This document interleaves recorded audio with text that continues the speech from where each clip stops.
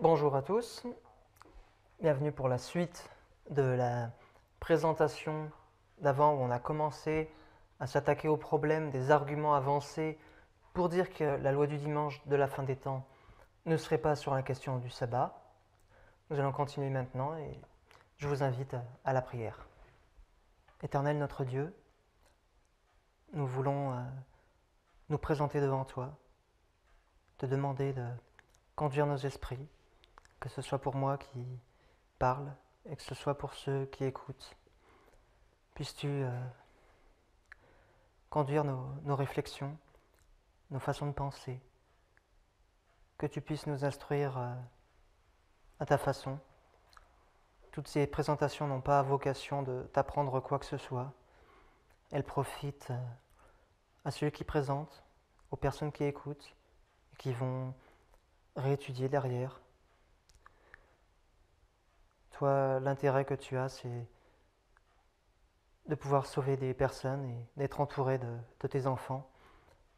Mais les présentations, tous les sermons, toutes les études, de par elles-mêmes, ne te sont pas utiles. C'est toi le grand enseignant et nous voudrions te demander de nous laisser enseigner par toi et que tu puisses nous conduire dans nos études.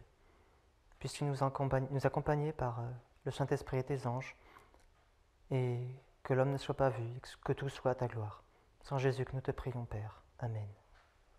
Donc dans la dernière présentation, nous avons vu les 3 arguments corroborants qui permettent de voir qui étaient utilisés pour dire que au niveau historique, il n'est pas plausible de considérer que la loi du dimanche à notre époque serait sur la question du sabbat, ainsi que l'argument du contraste entre don spirituel volume 1 et tragédie des siècles. D'ailleurs, j'aurais peut-être dû l'indiquer ici. Ça, donc SG, parce qu'en anglais ça s'appelle Spiritual Gift.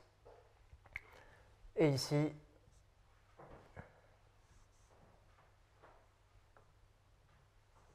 c'est la version de la tragédie des siècles. C'est vraiment crucial de bien voir ça pour comprendre la démarche qui a été utilisée.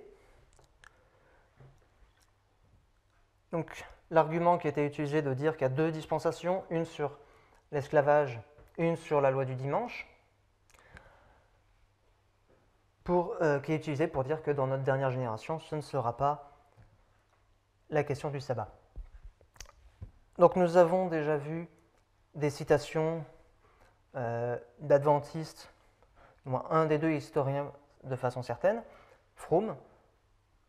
Pour Damstick, ce n'est pas un adventiste que je connais suffisamment, mais en tout cas, il a écrit donc un ouvrage sur aussi l'histoire de l'adventisme, d'où étaient extraites les citations. Donc, je n'ai que le cycle, je ne me souviens pas du nom anglais, mais si vous vous rappelez, c'était à la diapo 75, le FSDA. Je crois que ça va être Foundation of Seventh-day Adventist, si je ne dis pas de bêtises. Et donc, on avait vu que ces 2 historiens nous montraient que les pionniers semblaient croire, prédire la question de la loi du dimanche avant 1863.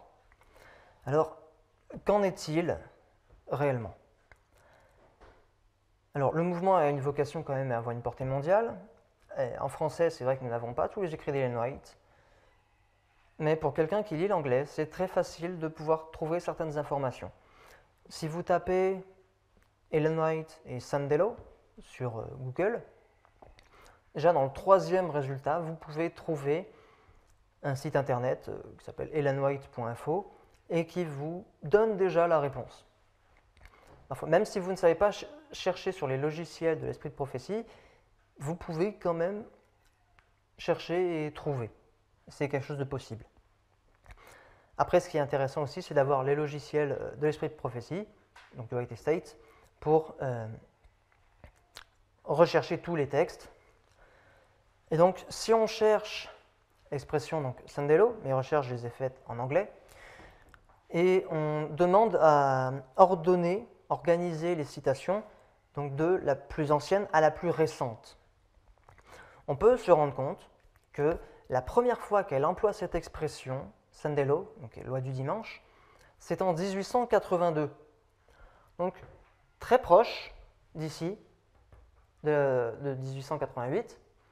Donc ce qui pourrait donner l'impression que c'est valide. Si elle n'en parle pas avant de la loi du dimanche, c'est qu'elle ne devait pas l'enseigner dans cette période.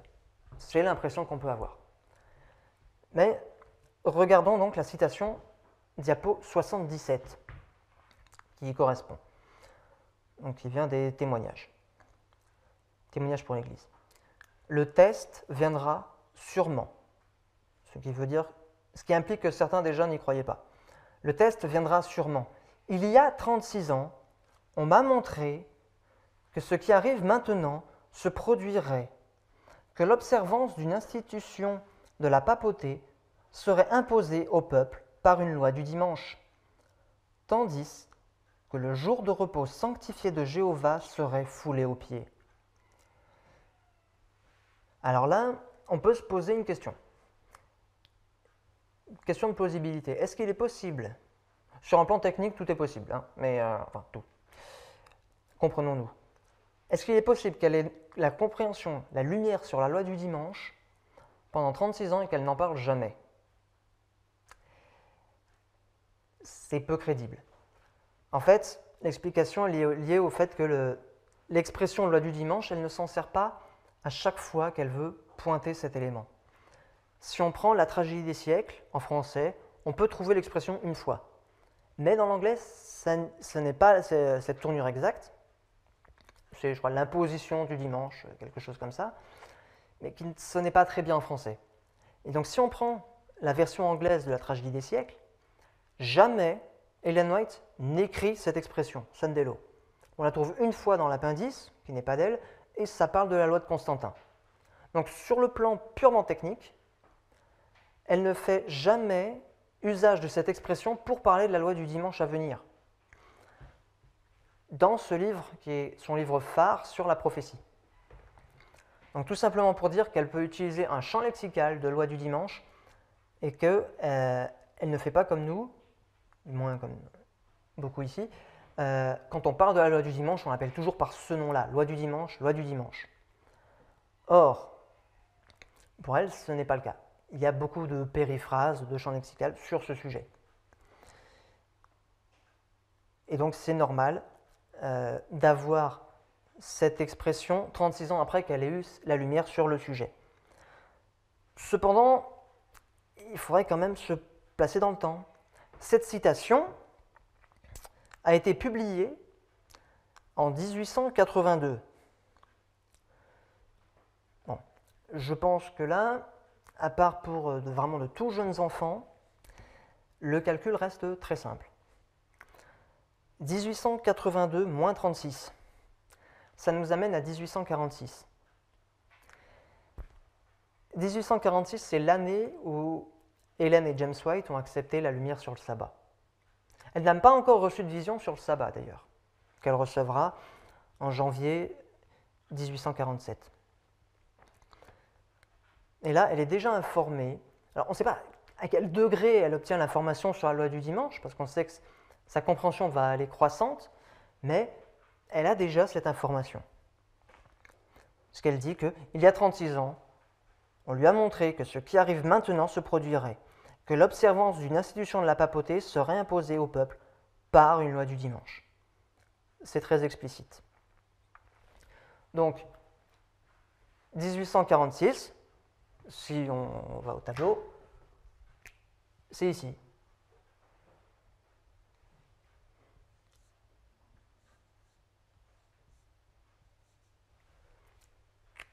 Si on veut savoir où ça commence, où placer cette citation dans son contexte, il faut la ramener aussi, historiquement, en 1846.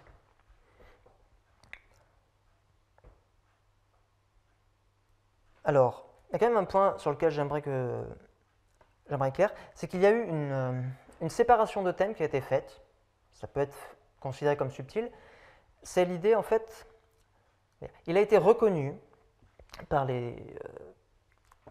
ceux qui disent que la loi du dimanche ne sera pas sur le dimanche, que dans la première ligne, la marque de la bête, c'était bien le dimanche. Mais que ce n'est pas le sujet de la marque de la bête qui fait la loi du dimanche, que c'est le sujet des péchés de Babylone qui le fait. Donc il y a eu une séparation qui a été faite. Et j'espère qu'avec les 2 premières présentations que nous avons eues, vous comprenez pourquoi c'est en fait impossible. Que le 3e ange annonce les sanctions sur ceux qui prennent la marque de la bête, et que le grand cri est un grand cri qui est donné, donc c'est le grand cri du 3e ange, il est donné en réponse à la loi du dimanche. Si vous n'avez pas la marque de la bête qui corresponde à l'esclavage, vous ne pouvez pas avoir une loi du dimanche qui soit sur l'esclavage. J'espère que c'est quelque chose que vous pourrez aussi avoir en tête quand on verra certaines citations. Mais sachant que j'essaie normalement d'enlever les citations qui se concentrent seulement sur la marque de la bête, parce que je sais que ce ne sera pas des éléments qui seront les plus percutants. Donc, allons voir ce qu'elle dit, diapo 78 en 1847. Diapo 78, j'ai vu que tous ceux qui ne recevraient pas la marque de la bête et de son image sur leur front ou dans leurs mains ne pouvaient ni acheter ni vendre. J'ai vu que le nombre de la bête image, en anglais c'est image beast, il y a aussi un peu un débat sur ce que ça peut être, mais là c'est pas notre propos, et que c'était la bête qui avait changé le sabbat. Et la bête de l'image, le image beast, avait suivi après et avait observé le sabbat du pape, et non celui de Dieu. Et tout ce que nous étions tenus de faire, donc tout ce qui était ordonné à faire, tout ce qui exigeait de nous, c'était d'abandonner le sabbat de Dieu et d'observer celui du pape. Et alors nous aurions la marque de la bête et de son image. Donc là, on n'a pas l'expression de loi du dimanche, tout comme on ne la trouvera pas dans la tragédie des siècles, version anglaise, mais il nous est dit que ce que nous étions tenus de faire, je ne sais pas si ça se voit de façon forte en français, en tout cas en anglais c'est aussi c'est visible, c'est l'idée vraiment d'un impératif, on nous impose la chose. Donc si on nous impose de prendre la marque de la bête qui est le dimanche, ça veut dire qu'il y a une loi du dimanche, que c'est ce dont il est question ici. C'est-à-dire qu'un texte comme ça, dans la tragédie des siècles, on ne se pose pas la question, on sait qu'on parle de loi du dimanche. Après, si on veut contester avec tous les écrits, on peut le faire, mais dans ce cadre-là, on pourrait même dire que la tragédie des siècles ne parle pas de loi du dimanche. Prenons la citation. Alors, je l'introduis, pardon. Il y a une citation qu'Ellen White a publiée donc, en 1851, dans Experience and Views, mais qui date donc du 27 juin 1850. Donc, cette vision lui est donnée avant la loi sur les esclaves fugitifs, qui est de septembre 1850. Et alors, on ne va pas lire tout le texte parce qu'il est long, mais c'est simplement qu'à la fin du texte, elle dit quand le décret sera imposé ou quelque chose comme ça, elle parle du décret. Et j'aimerais juste qu'on voit de quoi il est question. Donc ce que vous pouvez faire, c'est bien entendu après mettre la vidéo en pause ou aller voir dans l'original, dans votre logiciel ou dans votre livre papier, ce qui est directement écrit, mais par souci de temps et de lourdeur, je ne vais pas tout lire.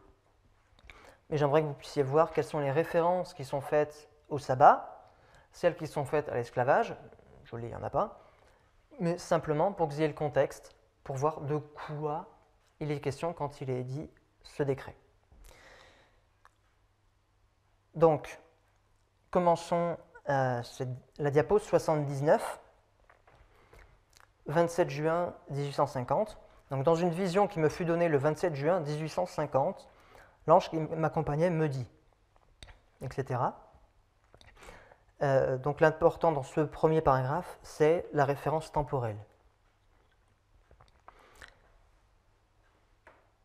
Si on va à la diapo 80, donc il nous est parlé donc, des 7 derniers fléaux, de la colère de Dieu. Donc ils doivent tomber sur ceux qui adorent la bête et son image et reçoivent sa marque. Et à la fin, elle dit, je ne comprenais pas que l'on puisse transgresser la loi de Dieu et fouler aux pieds son saint sabbat, alors que de pareils châtiments menacent ceux qui s'en rendent coupables. Donc on va s'arrêter ici, faire une pause et relever un point important. Ici, Ellen White nous dit que les plaies sont un jugement pour ceux qui vont transgresser le sabbat. Et ça, c'est un point important, parce que dans le modèle de l'histoire alpha qui a été présenté, ce qui a été enseigné, c'est que les plaies ne seraient pas les 7 plaies telles qu'on les entend aujourd'hui, mais la guerre civile qui commence en 1861, et que donc c'est un châtiment qui tombe à cause du péché de l'esclavage, correspondant à leur loi du dimanche dans ce modèle. Or, ce qu'on peut voir déjà ici, c'est que les plaies sont présentées comme étant un châtiment pour ceux qui transgressent le sabbat. Alors techniquement, si vous allez dans Apocalypse chapitre 14, vous pouvez voir qu'il est dit que la colère de Dieu va tomber sur ceux qui prennent la marque de la bête, et dans Apocalypse 18, c'est sur ceux qui participent au péché de Babylone. Donc ici, c'est un pluriel. Il peut y avoir plusieurs raisons de prendre les plaies, mais il faut bien être conscient de ce point. C'est-à-dire que Ellen White va nous parler c'est du fait que les esclavagistes vont recevoir les 7 plaies. Simplement, là, l'erreur, c'est de dire que les 7 plaies correspondent à la guerre civile, parce qu'on fait une exclusivité en enlevant toute la question du sabbat et en disant que la loi du dimanche, c'est la loi sur les esclaves fugitifs, et donc les plaies correspondent à la guerre civile. Parce que, et ça c'est correct, il en a parlé, que Dieu utilisait cette guerre comme un châtiment sur le nord et le sud qui a fait l'esclavage, le nord qui l'a toléré, et que Dieu ne permettrait pas en fait une victoire rapide du nord, parce qu'il faut aussi qu'il soit puni d'avoir toléré si longtemps l'esclavage. Donc, il y a un mélange de vérité et d'erreur ici. C'est-à-dire, il est vrai que la guerre civile, c'est un châtiment. Il est vrai que c'est lié à l'esclavage. Il est vrai que les 7 plaies doivent tomber sur ceux qui auront mal agi, donc qui seront esclavagistes. Il en a qui en parle. Simplement, c'est que tout est caché sur le côté du sabbat. Là, on peut voir que ce ne sont pas seulement ceux qui vont être esclavagistes, qui vont recevoir les plaies à la fin, c'est également ceux qui transgresseront le sabbat. Donc, c'est-à-dire que utiliser l'idée que comme la guerre civile est un jugement sur l'esclavage et que les plaies vont tomber sur les esclavagistes, pour dire que donc la guerre civile, c'est les 7 plaies, c'est un faux raisonnement.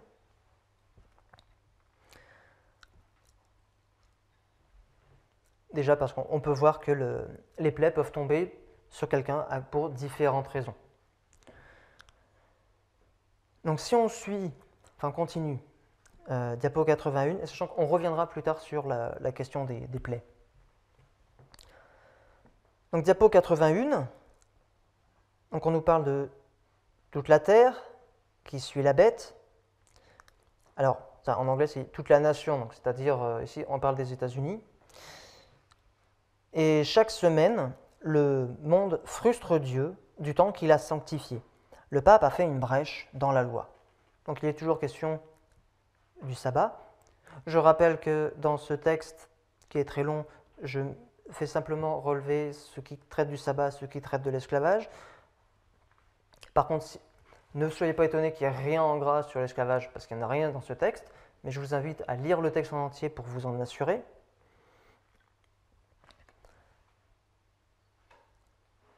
Diapo 82, lorsque les fléaux commenceront à tomber, ceux qui continueront à transgresser le saint sabbat ne pourront invoquer les excuses qu'ils avancent aujourd'hui, ils auront la bouche fermée.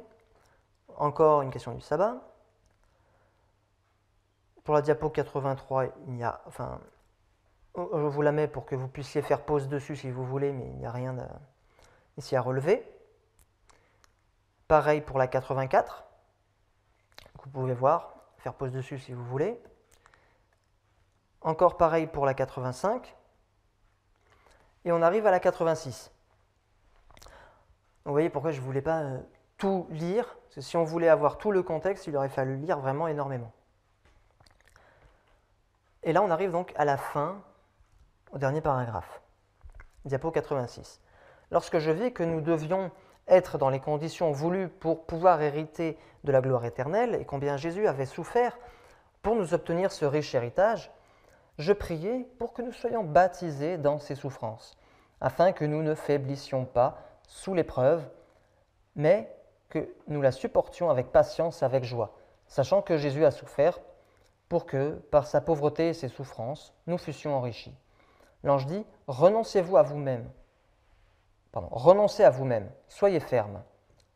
D'aucuns parmi nous ont eu le temps de progresser dans la vérité, d'avancer pas à pas, et chaque pas qu'ils ont fait les a fortifiés pour continuer.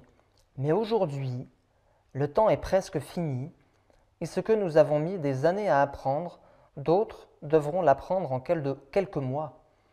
Il leur faudra aussi beaucoup désapprendre pour pouvoir beaucoup apprendre. Ceux qui ne voudront pas recevoir la marque de la bête et son image au moment où le décret sera promulgué, doivent manifester maintenant de la décision et dire « Non, nous ne voulons pas observer l'institution de la bête ». Donc, si on avait juste ce paragraphe, il vous faudrait vous demander quel est ce décret et quelle est cette institution de la bête. Déjà, on peut savoir qu'on a une loi. Si on connaît un peu l'histoire, on peut déjà se poser la question de dire mais l'esclavage, ce n'est pas vraiment une institution de la bête. Oui, mais c'est plus compliqué.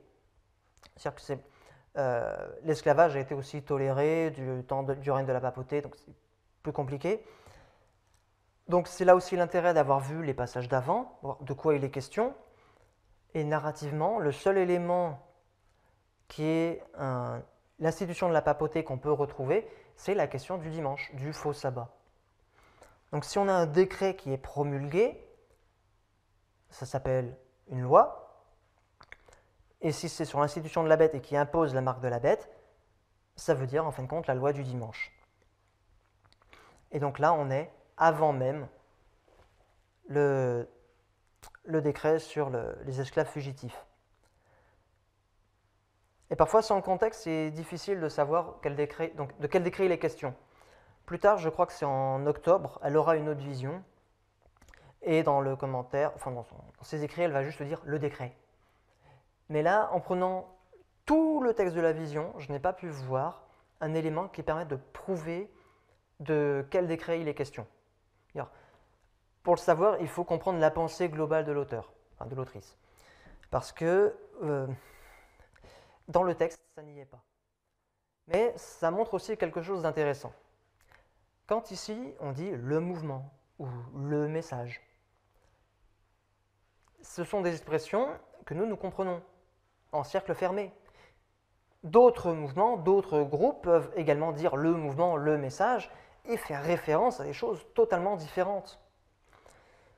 Donc si, à son époque, quand elle écrit, elle publie pour communiquer aux autres adventistes, qui ne sont pas nombreux à cette époque, enfin les adventistes qui sont restés fidèles à Dieu, eh bien, si elle dit le décret, ça implique quand même une chose.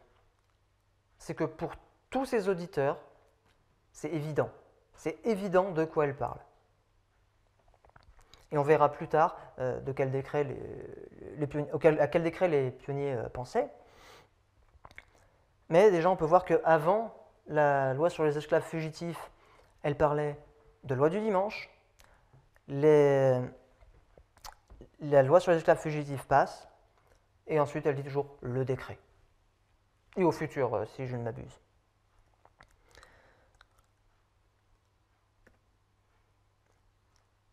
Donc, continuons la lecture pour voir ce qu'elle disait.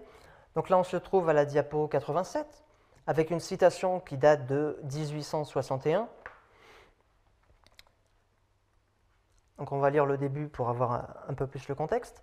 « Il m'a été montré, en ce qui concerne le peuple du reste de Dieu, prenant un nom, 2 classes m'ont été présentées. » Et à l'époque, il cherchait à déterminer quel nom pour le mouvement, pour l'Église. Une classe embrassait les grands corps des chrétiens professés. Ils foulaient aux pieds la loi de Dieu et s'inclinaient devant une institution papale. Ils observaient le premier jour de la semaine comme le sabbat du Seigneur. Cette partie est soulignée pour montrer de quoi il est question. On parle du sabbat. L'autre classe était peu nombreuse. Ils s'inclinaient devant le grand législateur. Ils gardaient le 4e commandement. Les traits particuliers et proéminents de leur foi étaient l'observance du 7e jour et l'attente de l'apparition de notre Seigneur du ciel. On aurait pu aussi souligner l'observance du 7e jour. Diapo 88. Le conflit, donc c'est la suite, le conflit est entre les exigences de Dieu et les exigences de la bête. Le premier jour, une institution papale, qui contredit directement le 4e commandement, doit encore devenir un test par la bête à 2 cornes. Et puis, l'avertissement effrayant de Dieu annonce la sanction de s'incliner devant la bête et son image. Ils boiront le vin de la colère de Dieu, qui est versé sans mélange dans la coupe de son indignation.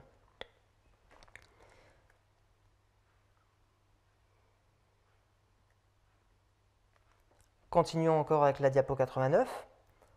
Aucun nom que nous puissions prendre ne sera approprié, excepté celui qui s'accorde avec notre profession, exprime notre foi et nous marque comme un peuple particulier. Le nom adventiste du 7e jour est une réprimande permanente au monde protestant. Voici la ligne de distinction entre les adorateurs de Dieu et ceux qui adorent la bête et reçoivent sa marque.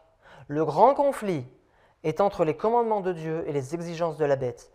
C'est parce que les saints gardent tous les 10 commandements que le dragon leur fait la guerre, et s'ils abaissent la norme et cèdent les particularités de leur foi, le dragon sera en paix.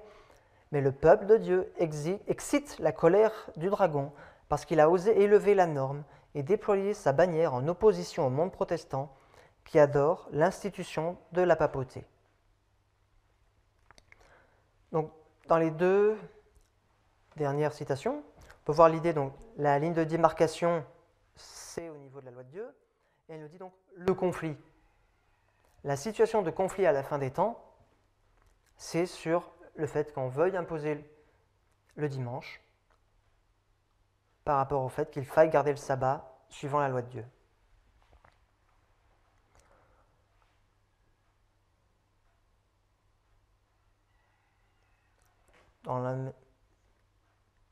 Et vous avez la fin à la diapo 90, si vous voulez la lire. Ici, on ne le fera pas, c'est la conclusion du passage.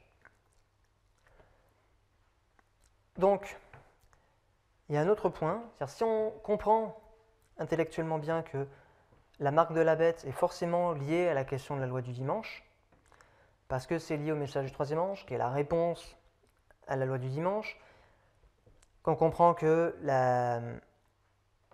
donc c'est un élément qui doit être fait comme un test par la bête à 2 cornes, c'est ce que nous avons lu, doit être imposé par les États-Unis, eh bien on peut comprendre que identifier le sceau de Dieu permet d'identifier par contraste la marque de la bête, et donc qu'est-ce qui doit être imposé quand dans Apocalypse 13, la bête parle comme un dragon, enfin la bête qui monte de la terre. Et on se souvient que parler, ça veut dire, dans ce contexte, promulguer des lois. Donc quand est-ce que cette bête promulgue une loi de la marque de la bête, donc du dimanche. Prenons la diapo 91, où on prendra juste la conclusion à la fin. C'est une sorte de formule de fin, où elle dit « À l'Église de Dieu qui observe le sabbat, le sceau du Dieu vivant ». Et on a la même idée donc dans la diapo 92, pour la phrase où il y a la fin en gras. « Dans ces choses, j'ai vu un grand danger. Car si l'esprit est rempli d'autre chose, la vérité présente est exclue, et il n'y a pas de place sur nos fronts pour le sceau du Dieu vivant. Ce sceau est le sabbat. Donc on a déjà l'élément qui correspond au scellement donc des 144 000, donc qui va dans le même sens bien entendu que la marque de la bête et le dimanche, que c'est l'élément qui doit être imposé par la bête à deux cornes, et simplement donc, je ne voulais pas mentionner avant, mais donc ces deux citations, qui ne sont pas tirées du même passage, datent de 1849. Donc, qui se trouve un peu avant 1850, donc toujours dans cette, on va dire, soi-disant dispensation, où elle est appelée comme ça par rapport au fait de dire qu'il y aurait une deuxième, attachée à un deuxième modèle.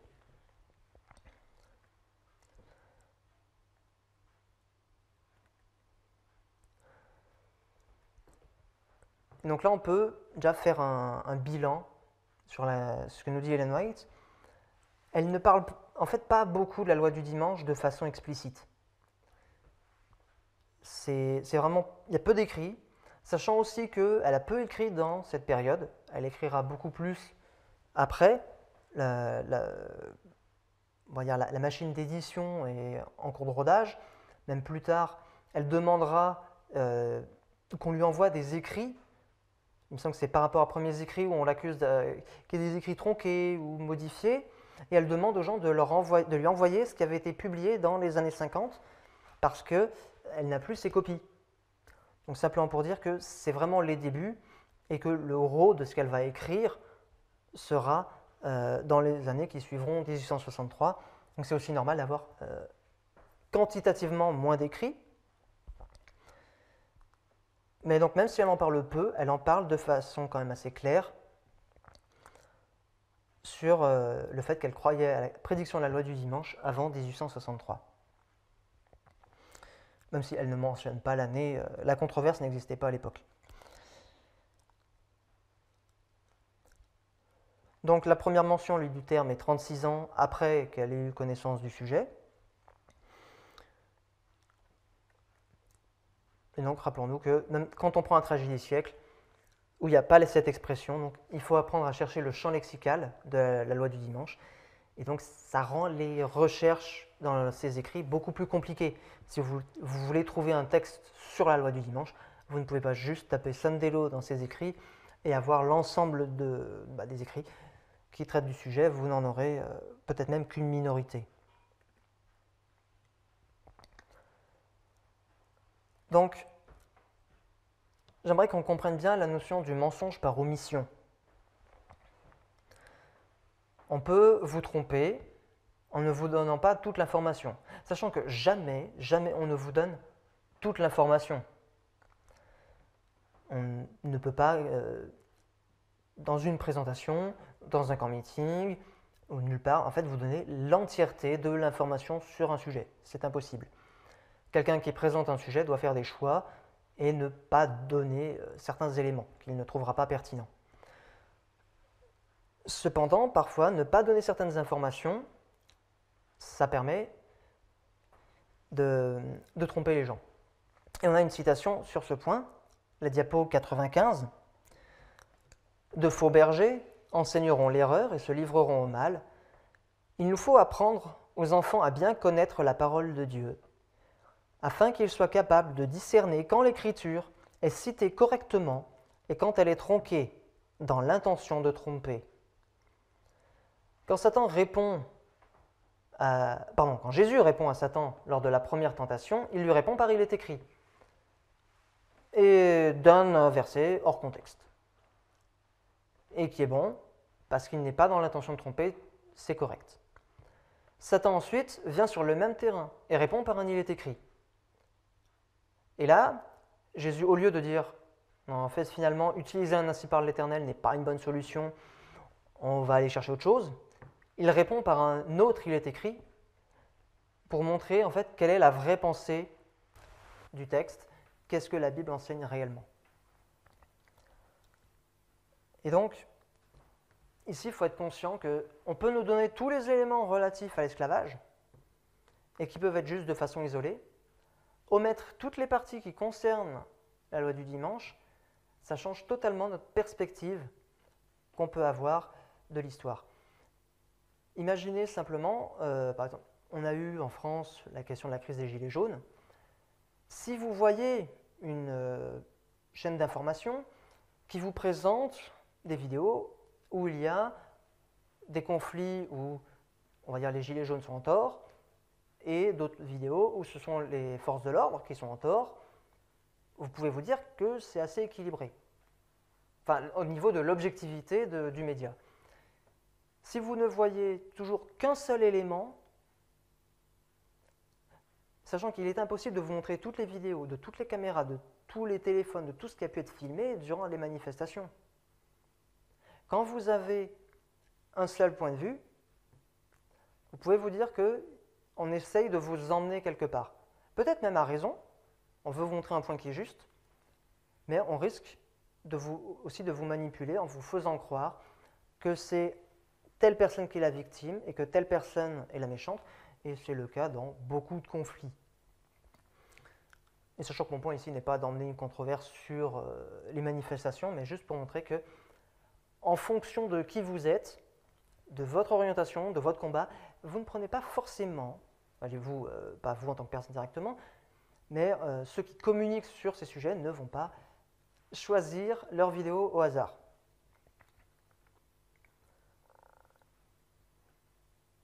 Et donc nous, on doit connaître l'histoire du passé. Lire tous les écrits d'Ellen White et des pionniers, c'est compliqué, surtout quand on est en France, à moins de lire l'anglais, mais malgré tout, lire tout, ça serait très long. Mais il nous faut bien connaître notre histoire. Il y a une mise en garde qui nous a été donnée par Ellen White. Regardons-la à la diapo 96. En passant en revue notre histoire passée, après avoir parcouru chaque étape de l'avancement jusqu'à notre position actuelle, je peux dire gloire à Dieu, en voyant ce que le Seigneur a fait. Je suis rempli d'étonnement et de confiance en Christ notre chef. Nous n'avons rien à craindre pour l'avenir, si ce n'est que nous oublierons le chemin que le Seigneur nous a conduit et son enseignement dans notre histoire passée. Ellen White est en train de nous annoncer qu'on va oublier en fin de compte les enseignements, la doctrine, et en fait tout simplement l'expérience du passé. Et elle disait d'ailleurs à plusieurs reprises qu'il fallait publier les écrits des pionniers, que ceux qui avaient été tôt dans l'œuvre devaient pouvoir parler, même s'ils sont morts, ils devaient parler par leurs écrits. Et donc on va voir certaines de ces citations. Diapo 97. Quand des hommes arrivent qui voudraient déplacer une épingle ou un pilier de la fondation que Dieu a établie par son Saint-Esprit, que les hommes âgés qui ont été les pionniers de notre travail parlent clairement, et que ceux qui sont morts parlent aussi en réimprimant leurs articles dans nos périodiques. Recueillez les rayons de lumière divine que Dieu a donnés alors qu'il a conduit son peuple pas à pas sur le chemin de la vérité. Cette vérité résistera à l'épreuve du temps et des épreuves. Diapo 98. J'ai eu des présentations concernant les tromperies que Satan apporte en ce moment. J'ai été chargé de mettre en évidence le témoignage de certains des anciens ouvriers qui sont maintenant morts, qu'ils continuent à s'exprimer à travers leurs articles tels qu'on les trouve dans les premiers numéros de nos journaux. Donc, le tout début, on parle des années 40 et 50. Peut-être un peu 60 aussi d'ailleurs. Ces articles devraient maintenant être réimprimés, afin qu'il y ait une voix vivante parmi les témoins du Seigneur. L'histoire des premières expériences dans le message sera une puissance pour résister à l'ingéniosité magistrale des tromperies de Satan. Cette instruction a été répétée récemment. Je dois présenter devant le peuple les témoignages de la vérité biblique et répéter les messages décisifs donnés il y a des années. Elle parle en 1905. Je désire que mes sermons prononcés lors des réunions de camps et dans les églises puissent vivre et faire leur travail désigné. Donc, ici, il nous a invités à regarder ce que les pionniers ont fait au tout début. Rappelons-nous qu'après donc 1844, le grand désappointement, ils sont retournés investiguer leurs prédictions. Ils ont essayé de comprendre ce qui s'est passé. Ils ont déjà eu une vision que Dieu a donnée à Hiram Edson pour comprendre le sanctuaire céleste, mais ils ont dû apprendre, comprendre. On a vu précédemment ce que nous disait Fromm, qu'ils ont étudié, par exemple, Apocalypse 12, verset 17, concernant le reste de la postérité de la femme qui garde les commandements de Dieu et la foi de Jésus. Car avant, ils ne l'avaient pas compris comme devant s'appliquer à la crise de la loi du dimanche, comme étant pour la persécution qui est sur le reste à la fin. Avant, ce n'était pas lu comme ça. Et donc, ils ont dû vraiment tout revoir du début. Je veux dire, ils ont fait une analyse pas à pas depuis 1844, dans les années d'après, pour comprendre, et c'est dans cette période-là que le message du troisième ange a été développé et établi, de même que la compréhension de la non-immortalité de l'âme. Donc, puisque nous sommes invités à aller voir ce que les pionniers disaient à l'époque, regardons ce qu'ils disaient. Simplement, vu que l'argument avancé qu'il y a une bascule entre avant et après 1863, normalement, nous ne devons pas aller après 1863 pour voir ce qu'il disait, car si on trouve un texte qui parle de loi du dimanche après 1863, on pourra nous rétorquer que c'est conforme au modèle qui nous avait été présenté par l'opposition. Donc, on va commencer avec une citation, diapo 99. Donc là, on va être dans les écrits des pionniers et non pas d'Ellen White. Telles sont quelques-unes des phases que cette question est destinée à endosser, et la question devra être traitée.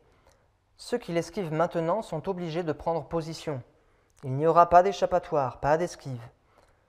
Cela renversera le cours des élections. Il y aura une grande fête des deux côtés. Quel parti l'emportera? Il est désormais impossible de le dire. Bien que les lois du dimanche ne soient maintenant appliquées dans aucune des villes, bien qu'il y ait dans la plupart d'entre elles des théâtres, des concerts, des bals, des bières et des salons ouverts, le dimanche, il ne peut être déguisé qu'une grande et respectable partie de chaque communauté est opposée à ce qu'elle considère comme la profanation d'une journée dont on leur a appris qu'elle était conçue pour être respectée et observée d'une manière bien différente. Continuons. À l'heure actuelle, ils sont calmes, ne faisant aucune opposition publique à ces amusements dominicaux. Donc là, on est encore dans l'idée que ce n'est pas agité, ce n'est pas fort. Mais ils ne le resteront pas si longtemps. Ils se réveilleront pour la bataille à leur bon moment. Puis viendra la lutte. Alors nous verrons ce que nous verrons. Ces suggestions ne sont pas faites pour le moment dans le but d'influencer qui que ce soit d'un côté ou de l'autre de cette question. Elles sont faites parce que les signes des temps les justifient. Les hommes en fonction, en charge, ou les hommes sans fonction, qui préféreraient y être, peuvent esquiver et temporiser la question pendant un certain temps à leur guise. Mais le fait ressort que la question du dimanche est vouée inévitablement à devenir la grande question absorbante de l'agitation politique. Notez bien la prédiction.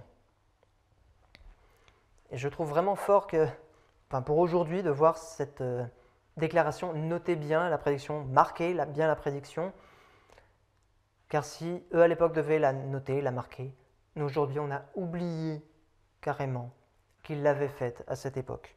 Et sachant que cette citation est de 1859.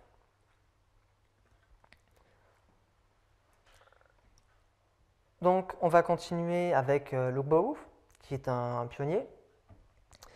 Et là, on va aller donc, en 1857, diapo 101. Donc il écrit à Frère Smith, qui est l'éditeur de la Revue and Herald. Je vous envoie la partie suivante d'un article publié par un périodique religieux concernant le rapport sur la loi du sabbat de l'État de Pennsylvanie, rédigé par la Chambre des représentants. Elle est venue sous mon observation telle qu'elle, un fragment d'article et pas assez de papier avec elle pour savoir où la chercher. Je voudrais soit le reste de l'article, soit le rapport auquel il y est fait référence. J'ai pensé qu'il serait peut-être approprié de la mettre dans la revue, peut-être que quelqu'un pourra nous fournir ce rapport en entier. Il me semble, d'après ce qui est cité dans cet article, que ceux qui ont considéré les personnes de ce gouvernement comme trop réticentes à adopter des lois rigides du dimanche doivent voir comment fonctionne le principe qui, s'il est pleinement appliqué, passera même une loi du dimanche universelle, sans égard pour la conscience d'une part minoritaire qui se conforme à l'esprit et à la lettre du 4e commandement. Donc il y a plusieurs points à voir. Déjà, si vous faites des recherches historiques sur la question donc des lois du dimanche, vous pourrez voir que régulièrement en fait, le dimanche est appelé sabbat dans le milieu anglo-saxon. Donc, par exemple, ceux qui veulent imposer les lois du dimanche peuvent être appelés les Sabbath Reformers, donc les réformateurs du sabbat. Et donc ici, on voit que à son époque, Logbaouf avait compris qu'il devait y avoir une loi du dimanche à échelle mondiale, parce qu'il avait été aussi avancé que si Jésus était revenu en 1863, le test aurait dû être local, d'où aussi l'importance local aux États-Unis, d'où l'intérêt aussi de cette citation. Et on peut aussi noter qu'il avait été avancé qu'il n'était pas crédible aussi qu'il y ait des lois du dimanche, même avec Donald Trump, parce qu'il avait, je ne sais plus, c'est un beau-fils, enfin de la famille, je crois qu'il est un juif, et pour dire, bon, lui aussi pourrait être frileux pour passer des lois du dimanche. Et là, il nous dit que le gouvernement pourrait considérer donc ces personnes comme trop réticentes à adopter des lois rigides du dimanche. Et ce qu'il nous dit, c'est que non, quelle que soit la perception qu'on a du gouvernement, on doit comprendre que c'est ce qui va arriver et que ça arrivera même à l'échelle mondiale.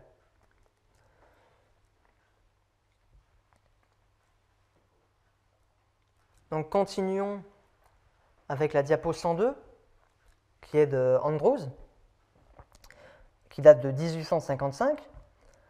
Donc c'est la mise à l'épreuve de ce sabbat de l'apostasie qui en constituera la marque, qui en constituera la marque de cette puissance qui devrait penser à changer les temps et les lois.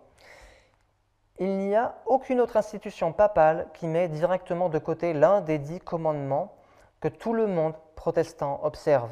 Cette marque est très visible sur le front ou la main et ne signifie pas une marque littérale, mais une profession publique ou un acte que tous peuvent voir ou connaître.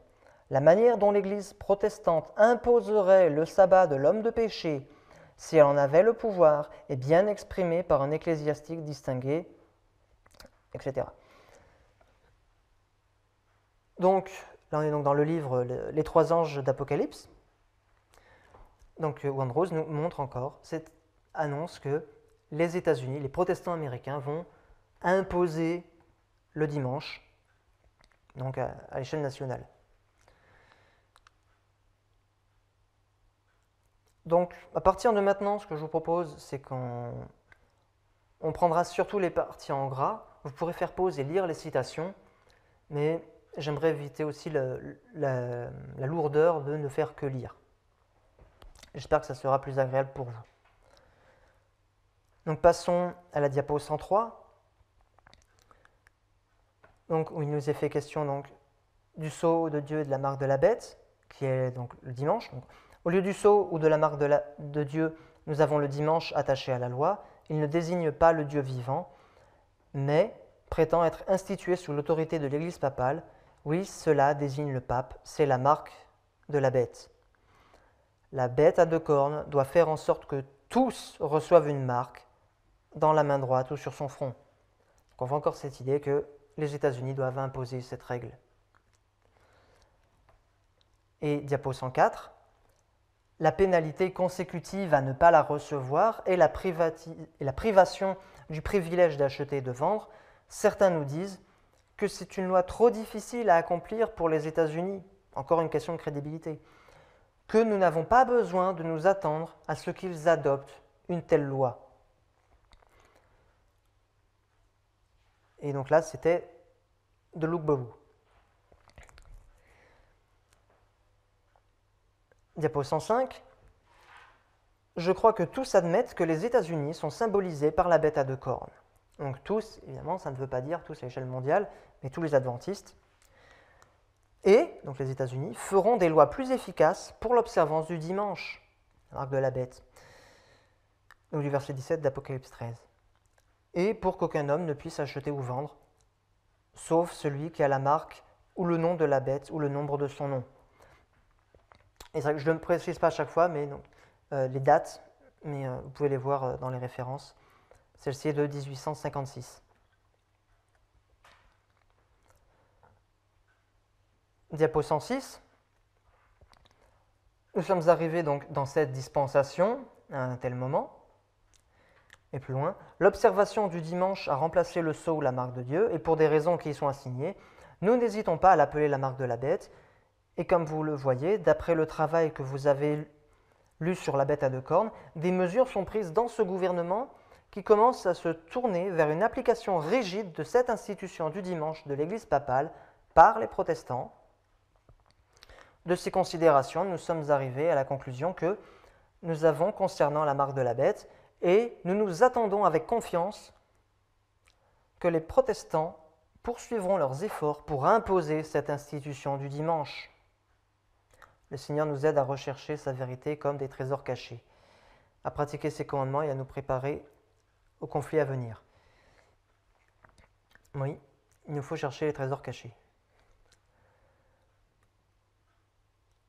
Si on prend encore la diapo 108, le décret de la bête à deux cornes sortira bientôt, exigeant que nous recevions la marque de la bête en termes clairs pour garder le dimanche. Donc ici, en 1857, dans la revue Herald, il nous est dit qu'il y aura un décret par les États-Unis pour imposer le dimanche. Et si vous voulez chercher les citations dans les écrits des pionniers, juste même avec l'expression loi du dimanche, là vous en aurez vraiment beaucoup plus qu'avec Ellen White. C'était quelque chose qui était très commun pour eux. C'est-à-dire quand ils lisent dans Spirituel volume 1 en 1858, aucun millérite, aucun adventiste ne se dit que la loi de test qui doit arriver, c'est une loi sur l'esclavage. Ils sont tous concentrés sur cette idée que la loi, c'est la loi du dimanche. Telle est leur prédiction.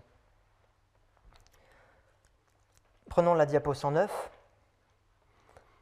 Le faible murmure de la voix, comme celle du dragon, se fait entendre, et il est de la mauvaise augure du prochain décret du dimanche, dont la prophétie montre qu'il doit certainement venir. La bête à deux cornes a un cœur de dragon, et de l'abondance de ce cœur, sa bouche parlera certainement. Là, on est en 1858, d'un frère qui s'appelle Cornell, je ne connais pas, pour dire que ça montre aussi qu'il n'y a pas que les éditeurs pas que les pionniers célèbres en tout cas qui pouvaient avoir la même vision, c'était global, et on l'a vu tout à l'heure, nous croyons que tous ont la même compréhension là-dessus. Prenons la diapo 110. Donc les croyants au message du troisième ange n'ont pas honte de leur foi. Pourtant, je suis désolé de dire qu'il est probable qu'il y ait ici et là un frère faible qui a honte de travailler le dimanche. À ces personnes, je présenterai le fait que, selon la prophétie, lorsque le décret sera appliqué, pour appliquer la marque de la bête, celui qui, par modestie, peur ou faveur, s'abstient de travailler le jour du sabbat papal recevra la marque dans la main, tandis que l'avocat fervent de ce sabbat aura la marque sur son front.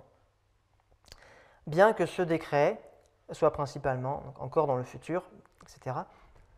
Donc on a encore cette idée de la loi du dimanche qui doit être future. Simplement, je voudrais juste faire un commentaire ici. C'est qu'il est dit, en gros, que s'il y a une loi qui juste interdit de travailler le dimanche, si vous vous y soumettez, vous prenez la marque de la bête. Et Ellen White a été clair sur ce sujet, ce n'est pas vrai. Pour prendre la marque de la bête, il faut attendre quand ils vont plus loin et nous obligent à transgresser le sabbat. Et à ce moment-là, là, il faut dire non et dire que nous ne transgresserons pas le sabbat. Si on transgresse le sabbat, alors on prend la marque de la bête, mais elle nous invite à faire preuve de prudence quand il s'agit de lois qui nous interdisent juste d'avoir une activité professionnelle le dimanche. Il nous dit de ne pas provoquer les autres en étendant le linge le dimanche, de rester prudent sur ces questions-là. Mais l'intérêt, simplement avec cette citation, c'est de vous montrer encore qu'ils attendaient la loi du dimanche. Et là, on est en 1860, à l'approche de la guerre civile. Diapo 111.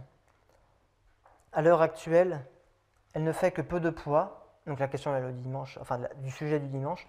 À l'heure actuelle, elle ne fait que peu de poids dans la décision des élections, mais elle prend peu à peu une forme qui est destinée à lui donner du poids et de l'importance. Plus loin. À présent, cela est limité aux villes, mais elle devient progressivement un thème d'intérêt absorbant.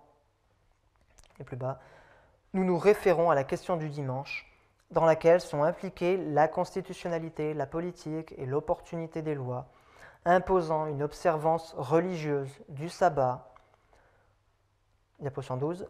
Tôt ou tard, tout citoyen devra se ranger d'un côté ou de l'autre de cette question. La vraie question sera de savoir s'il convient de promulguer ou de maintenir en vigueur des lois qui exigent, de la part de tous les citoyens, l'observance religieuse d'un jour de la semaine, de préférence à un autre. S'il est déterminé qu'un jour de la semaine sera ainsi mis à part, il faudra alors déterminer quel jour de la semaine ce sera. Allons ensuite à la diapo 113. Je crois, d'après ce que je vois et j'entends, que l'image de la bête sera bientôt faite. Je pense que la question du dimanche sera bientôt une question politique. Surtout, je crois qu'il ne faudrait pas beaucoup d'années avant que Jésus vienne. Priez pour nous, afin que nous soyons tous prêts quand ce jour viendra. Alors nous pourrons tous nous rencontrer dans ce meilleur pays. Donc, nous avons vu différentes citations de la part de pionniers qui sont d'avant 1863, qui nous montrent, certains peut-être plus clairement que d'autres, mais qu'ils s'attendaient réellement, ils prédisaient, ils marquaient la prédiction que la loi du dimanche doit venir. Et ça, c'est leur histoire. Ce sont les témoins du passé. Les pionniers eux-mêmes nous disent qu'ils prédisaient la question de la loi du dimanche avant 63. Alors évidemment, on n'a pas un texte qui dit « Nous avons prédit la loi du dimanche avant 1863 », puisque ne connaissaient pas la controverse qui viendra à notre époque. Mais leurs écrits datés, donc mis dans le contexte, nous montrent clairement qu'ils avaient déjà cette compréhension du message du troisième ange avant 1863. Et j'aimerais vous rappeler quelque chose, si vous avez connu la crise de 2014 dans le mouvement, il y a eu un sujet sur Joël, avec les sauterelles, où il était dit par certains que les sauterelles représentent l'islam, à notre époque, une application, et d'autres disent que ça représente Rome. Et l'élément crucial, c'était de montrer que pour faire une bonne application, il faut comprendre la version littérale de façon juste. Donc dans l'histoire littérale, ce n'était pas réellement des sauterelles, à ce que je sache, il s'agissait des Assyriens, des Babyloniens, des différentes puissances, pas encore les Babyloniens à l'époque, mais des Assyriens, des puissances étrangères qui sont venues frapper et piller Israël et Juda. Donc, il nous fallait comprendre que c'était le roi du Nord à cette époque, qui est mentionné d'ailleurs comme étant l'ennemi du Nord au chapitre 2, pour comprendre correctement quelle application il faut faire à notre époque. Pour avoir une application, une version spirituelle juste, il nous faut avoir une compréhension du littéral qui soit juste. Et ça a été une des leçons fortes de l'année 2014, et nous pouvons l'appliquer ici. Qu'est-ce qu'il nous est dit ? On a une histoire avec l'esclavage, on a une histoire avec la loi du dimanche, et donc à la fin des temps, on fait une application, on combine les deux, où ça va être une crise sur la question de l'égalité, ajoutée à une union de l'Église et de l'État. Le problème, c'est que c'est une histoire ici qui est fausse. Cette histoire, historiquement, elle est fausse. Parce qu'on a présenté certaines citations qui parlaient de l'esclavage, mais on n'a pas présenté celles qui parlaient de la loi du dimanche. On n'a pas présenté l'entièreté de la vue des pionniers. On a tronqué, à dessein ou non, ça c'est un autre problème, mais intellectuellement on peut voir que le fait d'avoir un manque d'information a emmené à une application fausse. Et à cause du fait d'avoir une version littérale fausse. Parce qu'on peut se poser la question, quand on prend Don spirituel volume 1, pourquoi Ellen White ne parle jamais de la loi du dimanche? Pourquoi elle ne mentionne pas ce point de façon explicite? Dans les péchés de Babylone, pourquoi ça n'y est pas? C'est quand même normalement son péché principal. Or, ce n'est pas mentionné. Mais pour savoir pourquoi elle ne le mentionne pas, ça je ne sais pas.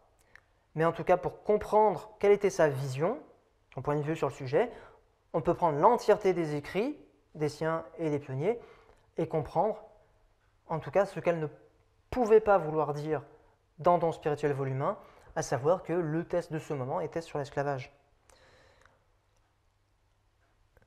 Donc, il nous faut une bonne version littérale pour comprendre la fin. Si on veut utiliser l'histoire alpha pour comprendre notre histoire oméga, d'accord, mais pas une histoire alpha révisée.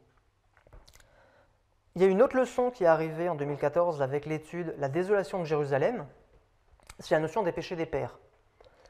Et ce qu'on a mis en avant, c'est que c'était un retour en arrière au niveau doctrinal, commençant en 1863 avec le rejet des 2520, plus tard le rejet du perpétuel comme étant le paganisme,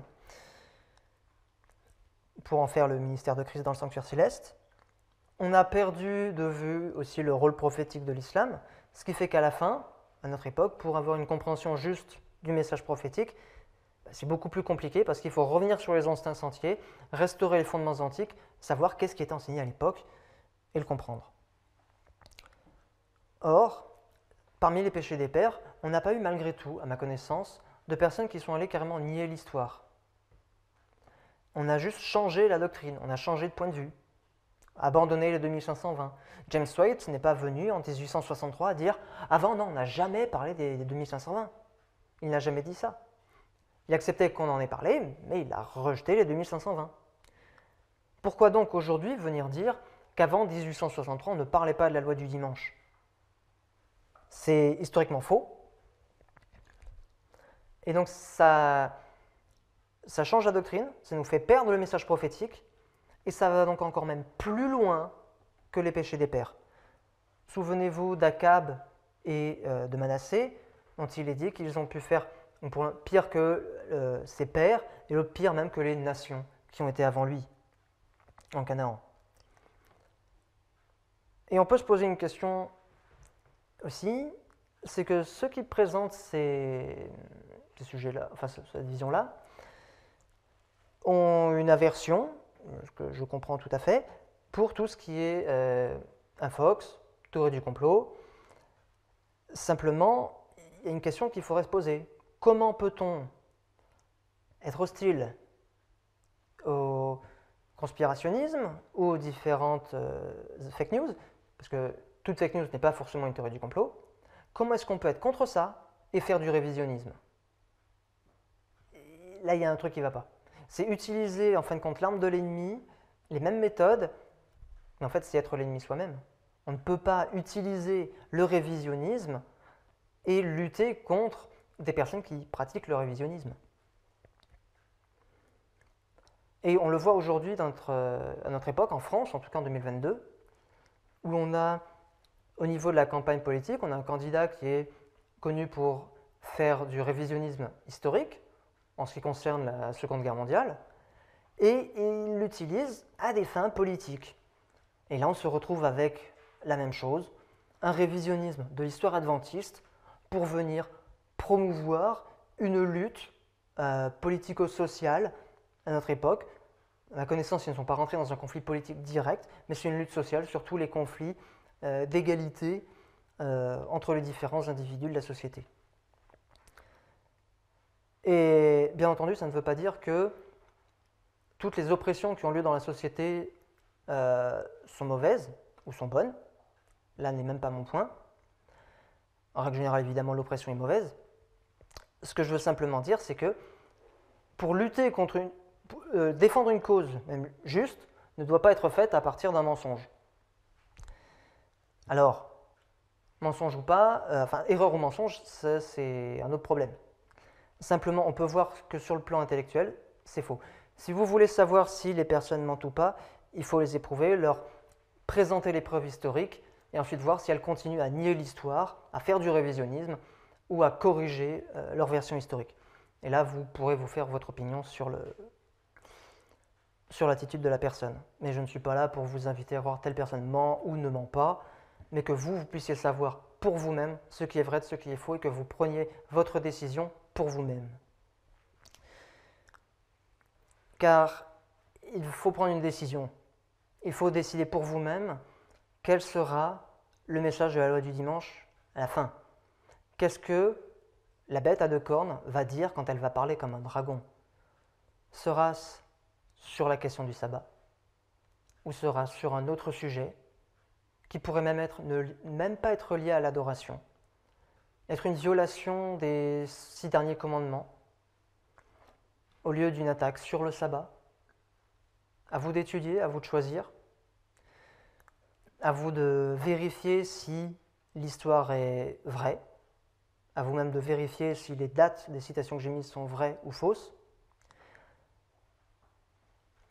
car je ne vais pas vous mentir, plusieurs personnes connaissent ces citations, connaissent ces éléments, et malgré tout continuent à enseigner qu'avant 1863, les pionniers ne parlaient pas de loi du dimanche. Quelles sont leurs motivations? Je ne prétends pas connaître le fond des esprits. Tout ce que je sais, c'est qu'il y a en tout cas un problème intellectuel. Donc je ne veux pas accuser, mais je vais vous dire ça de cette façon, histoire de vous pousser à l'étude. Quelqu'un vous ment. Soit c'est moi, soit c'est l'autre. Donc vérifiez, vraiment vérifiez pour vous-même, vérifiez l'ensemble des textes. Si vous lisez l'anglais, ne vous privez pas, vous pouvez y aller encore plus facilement. Vous pouvez aller voir sur si vous avez une application, un logiciel, ou le site internet du White Estate qui recense les écrits d'Ellen White et des pionniers, vérifiez les informations et voyez. Voyez pour vous-même. Je ne sais pas si, au tout début, quand le faux message sur la loi du dimanche a été donné, si les personnes comprenaient ce qu'elles faisaient. Je sais juste que j'ai dû parler avec une des personnes beaucoup là-dessus, un peu avec d'autres, mais les citations ont été données, et plusieurs, donc des personnes qui enseignent ça, sont informées que historiquement il y a un problème. Cependant, elles ont aussi tout un modèle autour qui les conforte dans leur façon de voir. Donc, je ne vais pas vous dire qu'ils sont conscients dans l'absolu d'être dans l'erreur ou pas, mais sur le plan historique, ils savent qu'il y a un truc qui ne va pas. Ça, c'est ce que moi je dis. Donc à vous de voir qui est honnête de qui ne l'est pas, sachant que l'objectif à la fin n'est pas de savoir qui ment de qui ne ment pas, mais quelle est la vérité de qu'est-ce qui est faux. Mais n'oublions pas non plus que dans l'Épître à Éphèse, Dieu dit qu'il sait que les Éphésiens ont éprouvé ceux qui se disent apôtres, mais qui sont en réalité menteurs.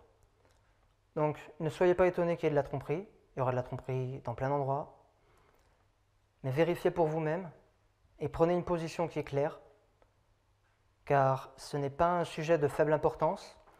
Il ne s'agit pas de savoir quelle est la bonne mesure de la coudée en centimètres qui a été utilisée par Noé pour construire son arche.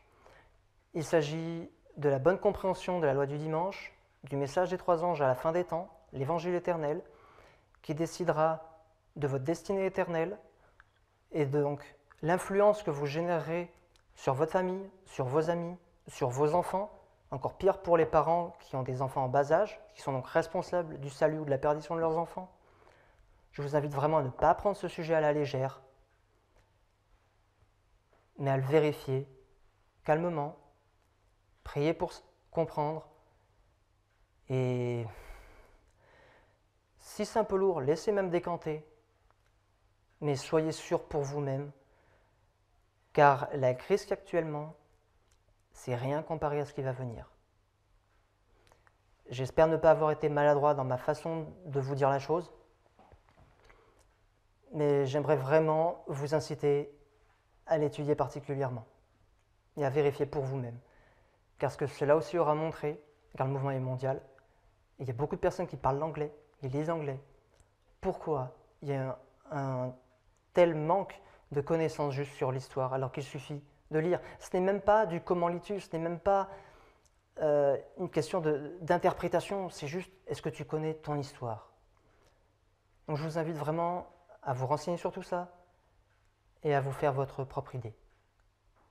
Que Dieu vous bénisse et que vous puissiez aussi avoir une vision juste et que nous puissions nous retrouver au ciel, c'est ce que je nous souhaite. Prions pour conclure. Éternel notre Dieu, tu te bats pour sauver les âmes. Tu sais que nous aussi parfois nous cherchons à pousser les gens à aller vers toi. Et parfois c'est aussi de façon maladroite. Parfois on le fait avec nos amis, on le fait avec, pour les parents qui le font avec leurs enfants. Tu connais toutes ces difficultés, tu sais que parfois faire trop peu, ça montre que le sujet n'est pas, ça fait croire que le sujet n'est pas important. Parfois quand on force trop, on chasse les gens loin de toi. Je voudrais te demander vraiment d'agir, de sauver chacun. Beaucoup de personnes ont fait beaucoup de sacrifices, ont cherché à te suivre pendant les dernières décennies. Et tu vois l'état du mouvement dans lequel il est aujourd'hui. Et nous voudrions te remettre l'œuvre, te remettre tout entre tes mains. C'est toi, Saint-Esprit, qui convainc. Ce n'est pas une étude, ce n'est pas une présentation. Car même, et on peut le voir même sur des plans qui ne sont même pas bibliques, des gens peuvent refuser de voir une vérité historique ou autre en face, parce que ça va à l'encontre de choses qui les arrangent. Tu connais le subconscient de chacun, nous-mêmes nous ne connaissons pas le nôtre. Et nous voudrions nous remettre entre tes mains, que tu puisses conduire chacun et aider chaque personne à aller sur la voie du salut. Que le sang que Jésus a versé à Golgotha n'ait pas coulé en vain pour ton Église, pour nous-mêmes, pour nos familles, nos parents, nos enfants, toutes les personnes que nous chérissons et que nous ne connaissons pas non plus. Mais que toute ton œuvre puisse avoir été utile et que tu puisses rassembler une riche moisson d'âmes. Que tu puisses être loué et béni, mais que tu puisses aussi profiter de tous les efforts et de toute la patience que tu auras déployée sur nous. C'est en Jésus que nous te prions et te louons. Amen.